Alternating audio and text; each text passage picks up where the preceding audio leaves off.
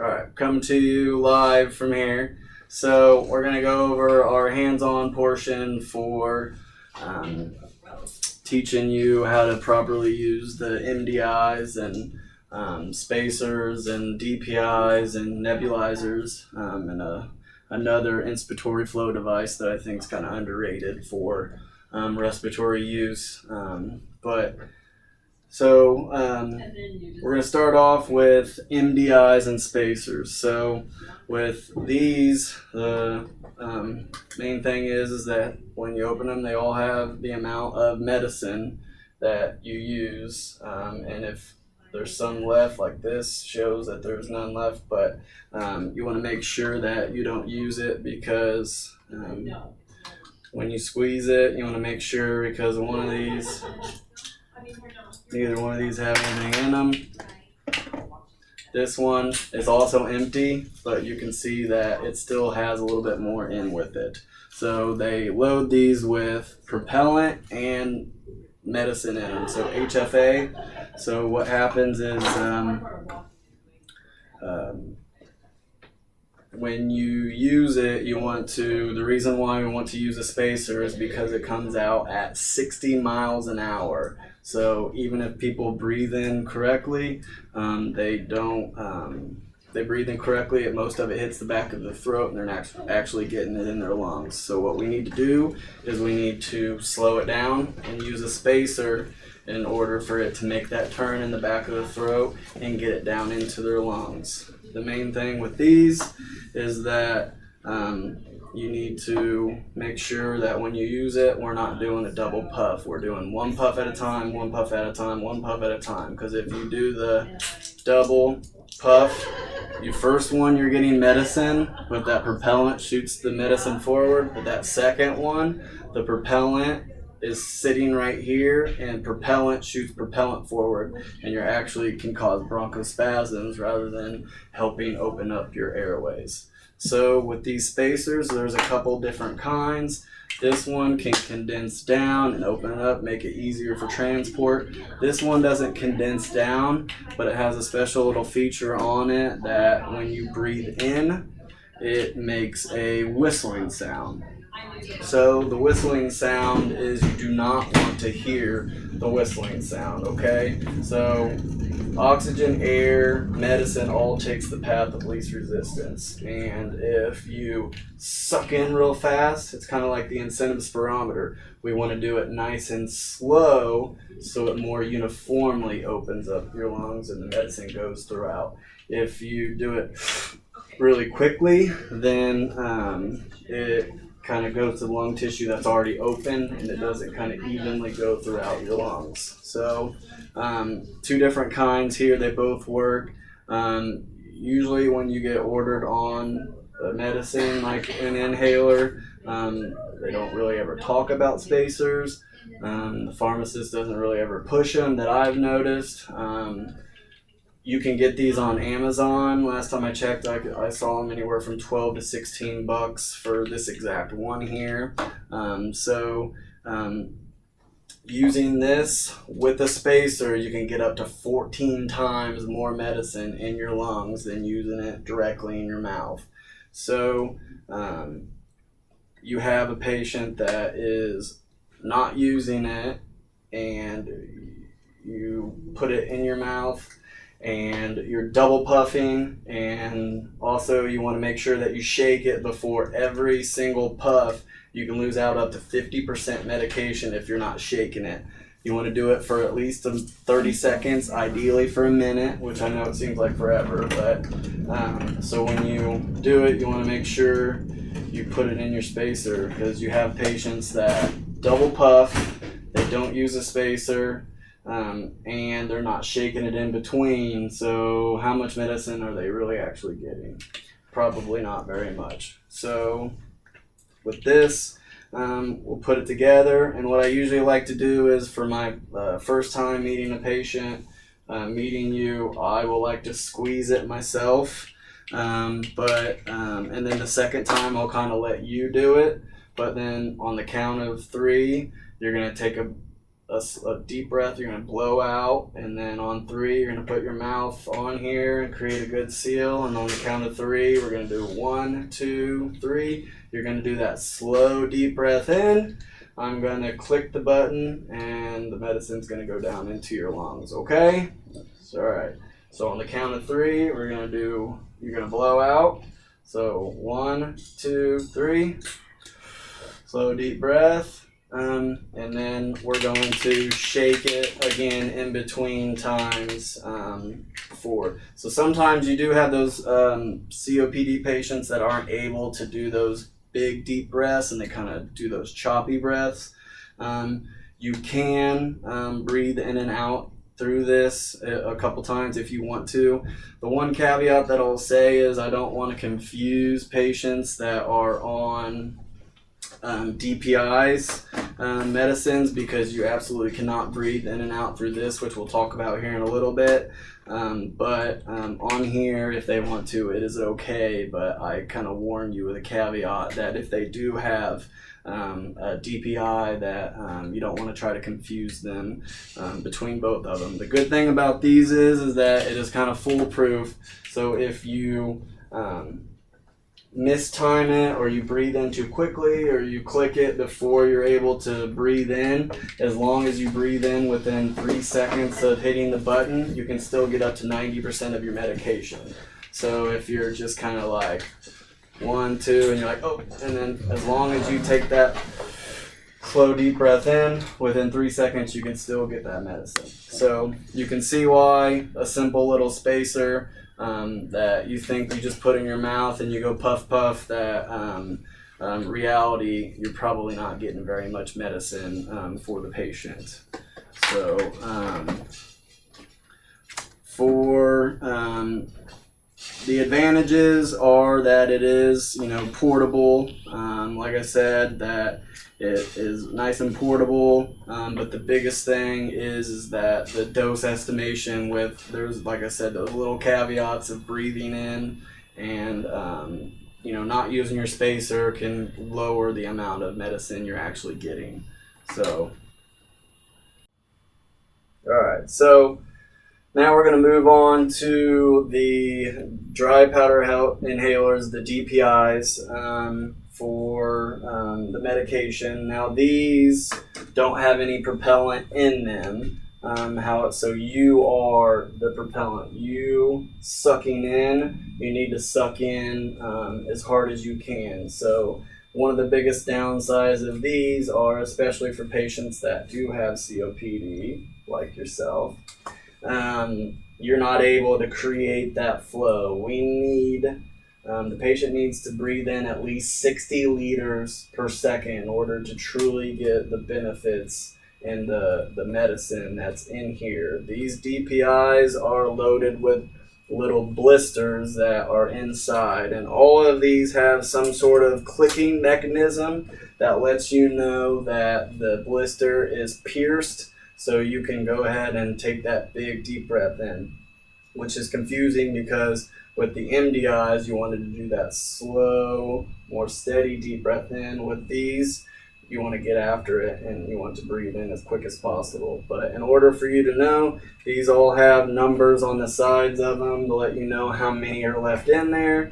But like I said, the clicking portion lets you know that it's ready. So I usually like to have patients hold them sideways when they're ready. So for this Brio, they like to, when you're ready, you open it up and you hear that clicking sound. That lets you know that you are ready to go. They all have a nice little mouthpiece on here that you seal it around there, and then you blow out just like before, but then you want to take that big, quick, deep breath in. This one has a little extra step, more like the Advair Discus. When you open it up, it makes a clicking sound, but this has one extra step to pierce the blister in it. So when you're ready, you want to keep it sideways, click it, and now it's ready. So this one has that same mouthpiece that the other ones have on it. you're going to blow out. Then you're going to take a big deep breath in as quick as you can, as hard as you can, and then you're going to remove it from your mouth. Because with these, unlike the ones before, you cannot breathe in and out through this because it will gunk up the blisters inside. Because the humidity from you blowing out your expiration will solidify the medicine in there, and then when you go to use it again and later on, you don't know how much medicine you're truly getting. So with these, you can't just sit there and suck in and out on them. So these are mainly for your steroids, medicines, the Neutrologies and all the Elliptas, but they all work by when it's ready, you want to keep it sideways and open it. When it clicks, that means that you're ready to go. The main, advantages of this is that it doesn't have that propellant. It is kind of portable, like your MDIs were, but you have to be able to create that 60 liters per second, which is by far the biggest problem that COPD patients have that maybe providers don't take into account. So we have this device called an in-check dial that someone created to mimic the amount of inspiratory force that you need to generate in order for you to properly do that medication. So these are one of the most underutilized things, especially in RT, that I feel like every facility needs to have, especially for maybe their pulmonary rehab.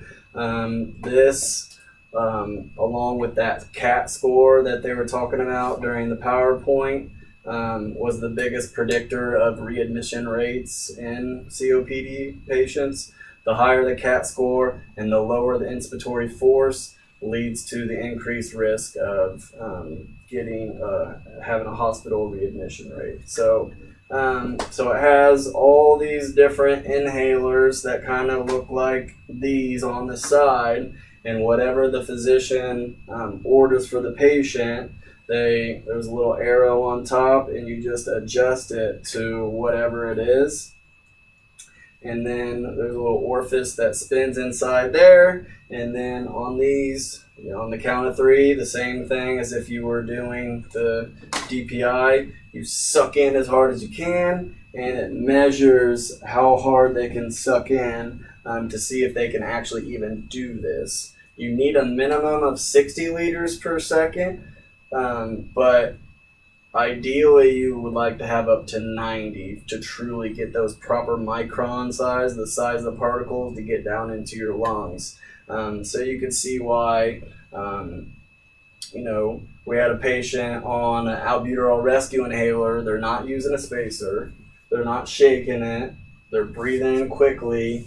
They're not getting much medicine. Then you go over to your maintenance medication, which has a steroid in it and a long-acting bronchodilator, and they're breathing in and out through it.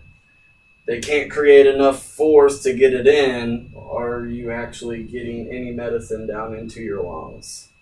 Probably not. So I would recommend for each facility to have these. You can buy them. They can have filters to go on it, so you don't have to buy new ones every single time. But this is by far one of the most underutilized things in the RT respiratory that physicians and nurses need to be aware of and kind of utilize more often. All right, so now we're going to switch over to nebulizers. And so the main things with the nebulizers are pretty standard. Most people know how to use them, but the main things that I want to make sure that, especially for the nurses when the RT is not available to perform these, is that when they come in, this is a standard looking one. Some of them are kind of like a handheld one, but these are by far the most standard ones. When they put it together, I know a lot of times if I get a new one and I open it up and this accidentally falls on the floor, you really need to go get a new one, because yes, will it work when it's like this? But you got to realize that now when it's nebulizing, you're not getting as much inhaled in, and you're getting a lot of waste as well. So you can see when we do this. So yes, are we getting the medicine? But you can see where it's just wasting out when you're breathing in. So now, if you add this piece on there, now you're breathing in three times more. Now you're breathing in 3 times more medicine, because now you have this to draw from when you breathe in than having this off like that. So pretty standard. It goes in on this. There is a little baffle on the inside. You squirt your solution in here. You have a mouthpiece. The main thing on the flow meter is between 6 to 8 liters per minute is where you want to keep it on. And usually what we say with 8, you're great. So leave it on 8 and you'll be great is the liter flow. So when you have it on 8, the pressure from it creates the proper micron size for it to go down into your lungs. So if you turn it above 8, so in the 9, 10, 11 mark, the pressure's too much. It forces too much pressure on the medicine. It creates these ultra fine particles where when you breathe it in, it actually can breathe right back out, and it can't deposit down in your lungs because it's too small. Conversely, if you turn it down too low, below 6 liters, it's not enough pressure. The medicine, the particle sizes are too big, where it won't get deposited down into your distal airways. The one caveat to that is for continuous nebulizers, which the RT should be helping out with that, but that can be a little bit different flow.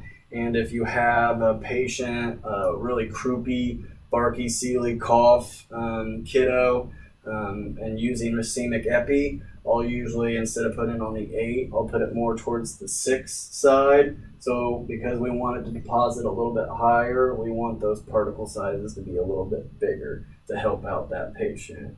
But yeah, the main things are 8, you're great, and then make sure that these are fully on the main. And if you're able to, and the patient's able to, you want to use a mouthpiece treatment, because you do end up getting more medicine into your lungs when you use it.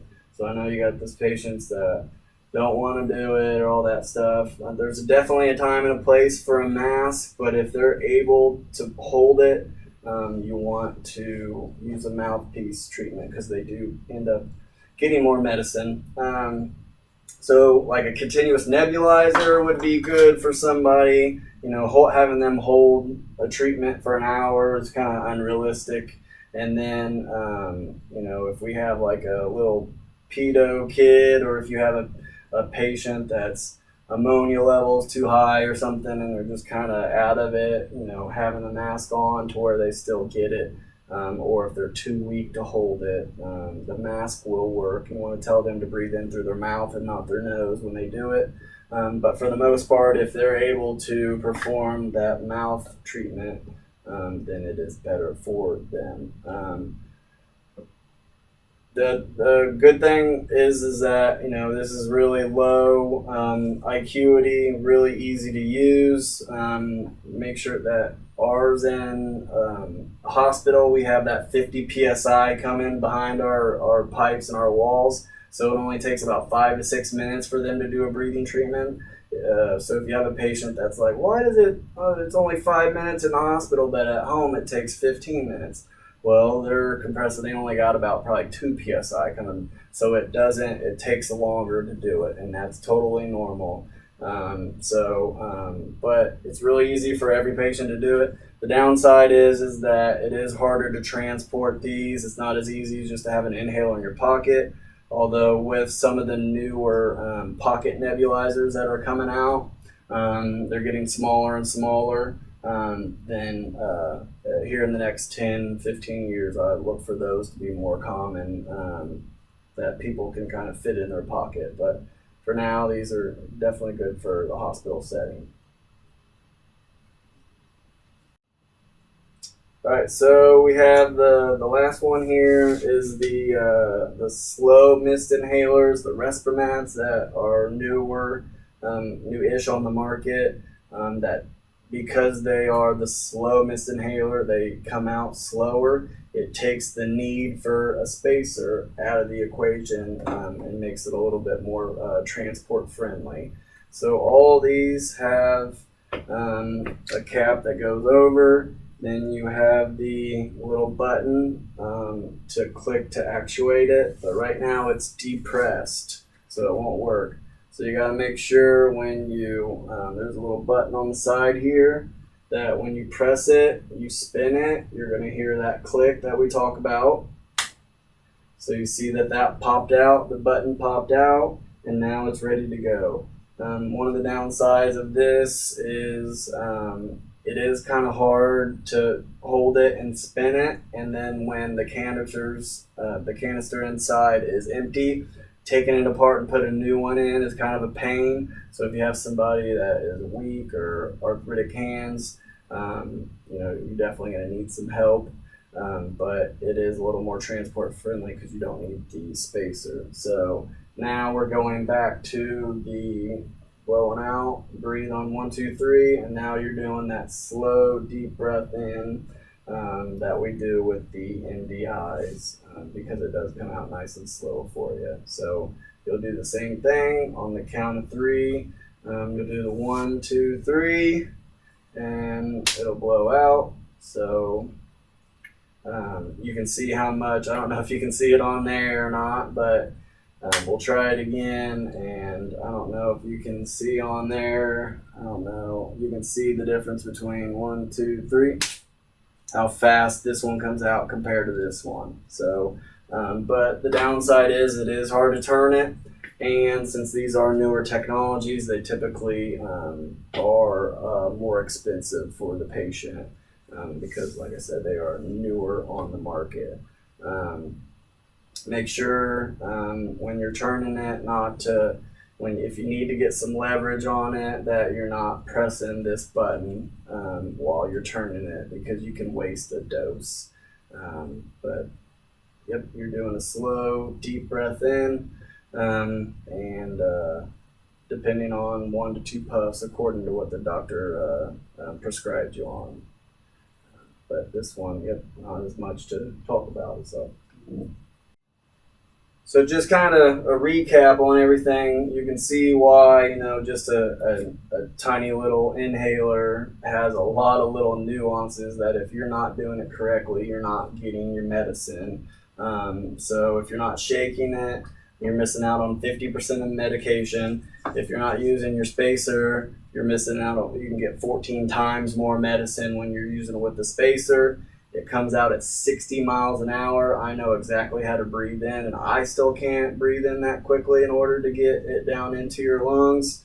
So if you have somebody that's not using a spacer, they're double clutching it, and they're sucking in too fast, and they're breathing in and out through this, and then they get over to this one, and they're breathing in and out. They can't create enough flow in order to get this medication. Or if they're on the newer ones and they got arthritis and they can't turn it or they can't change it out, you can see how all those combine together.